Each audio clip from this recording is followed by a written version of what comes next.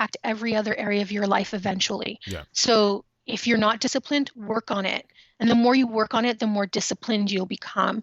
The other thing for me, and I've only learned this by making a lot of mistakes personally with my money and my time is money and money is time. So Mm. it's either you learn how to do something like your own bookkeeping or whatever it is, or you pay someone to do it. Just like I learn how to do my own photography, which is not a good idea, or I pay someone like Tristan to do it. Yeah. Either way, there's a cost. It's time or money. So now it's really about what you can afford. Is it time you can afford or money you can afford? Hmm. And I guess sometimes by default, it is what you can't afford. And so you have to go with the other option. So I Hmm. think that's sort of the biggest lesson. COVID-19 is going to force you to go through that. So discipline and then realizing time is money, money is time.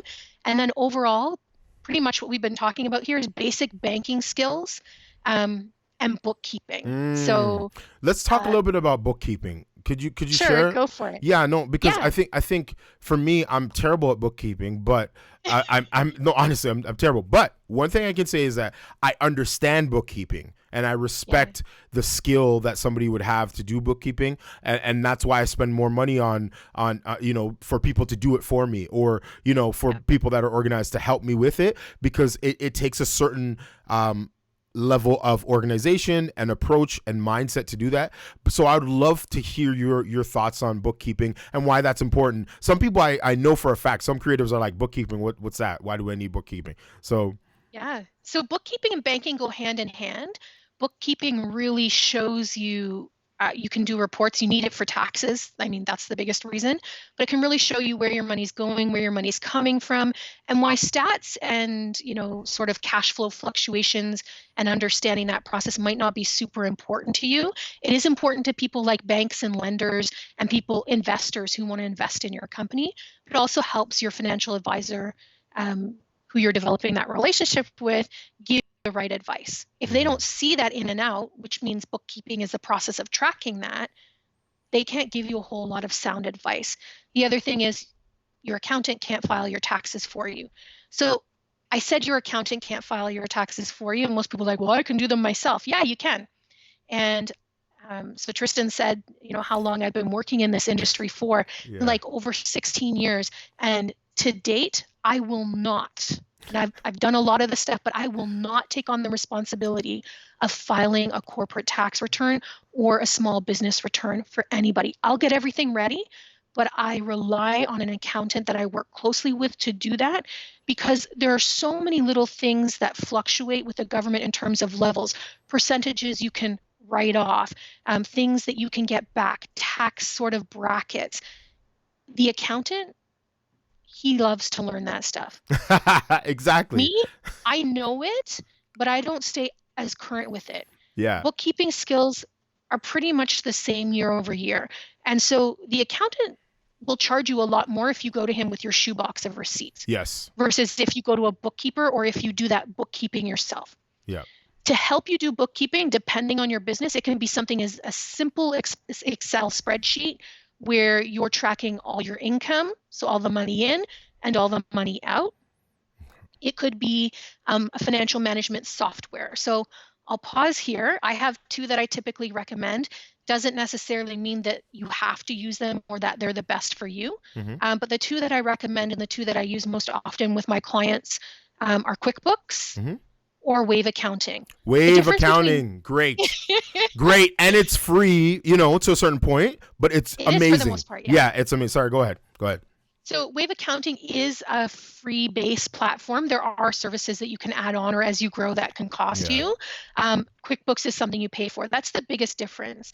I will say most small business people who have no financial background or understanding at all really like Wave. Hmm. People like me who have an understanding from the financial side will like Wave, but will struggle to get used to it. And so I actually just recently went through that struggle about 6 months ago. I had to learn it because some of the things are opposite from a financial perspective, Yeah. and even opposite between banking and accounting. So debits and credits are, the most common things, how you look at them.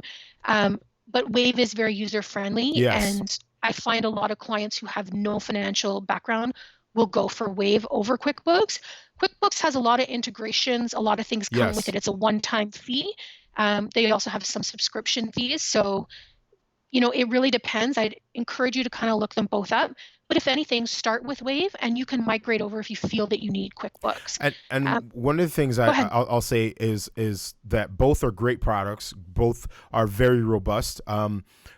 I the only reason why I left Wave was because it didn't suit my full business needs. So I actually switched over to a client management software called Dubsado, which actually manages my full business, and it actually integrates with, I believe, QuickBooks and FreshBooks. So I mean, it just had more, it had more meat in it, and Yep. for me it was just like, it just didn't make sense to be jumping to a whole bunch of different websites to manage my business. But if you're just doing like really simple accounting, or if you want, like, the biggest thing for me that I miss from Wave is, like, when you make an invoice, you can quickly turn that into a quote, send that out to a client. You can do reminders, you can track certain payments, you can itemize things, you can connect it to your business accounts. There are certain things that they make really, really simple and really easy, and that's what I miss the most. But it was just not a complete solution. So to your point, Tanya, definitely you got to do your research. You got to do, like O'Shane says, do your Googles, and figure out what what works for you, right?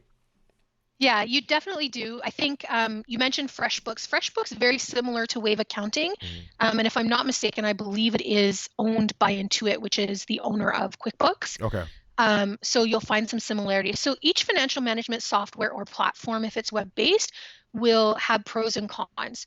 And there's going to be some things that are integrated on one but not on the other.